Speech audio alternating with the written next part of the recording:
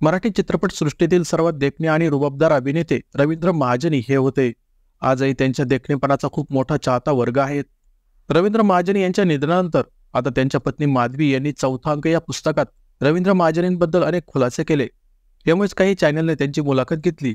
या मुलाखतीत सुद्धा माधवी यांनी रवींद्र महाजनींबद्दल अनेक खुलासे केले. यातीलच एक खुलासा म्हणजे रवींद्र महाजनींच्या अफेअर्सबद्दल आणि ते माधवी यांच्याबद्दल किती पॉझिटिव्ह होते याबद्दल. नुकतंच माधवी महाजनी यांनी आरपार या यूट्यूब चॅनलला मुलाखत दिली.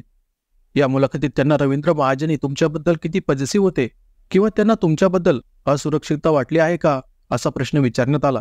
याचे उत्तर देताना माधवी म्हणाल्या की हो, रवी माझ्याबद्दल खूपच पॉझिटिव्ह होता. त्याचा पुढे मला त्रास झाला.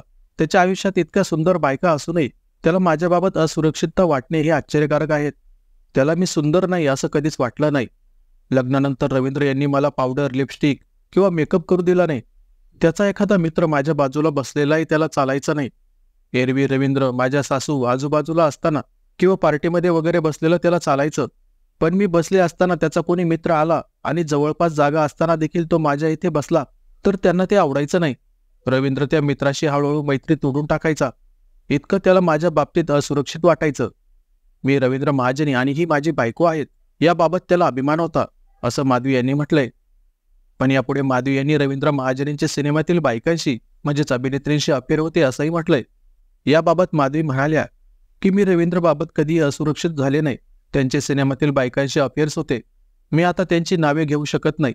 पण त्यावेळी त्यांच्यात काही समस्या निर्माण झाली तर त्या समस्या मीच सोडवल्या होत्या.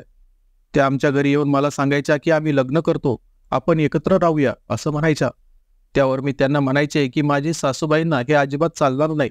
त्यामुळे तुम्ही मला कितीही सांगितलं तरी त्याचा काही उपयोग नाही.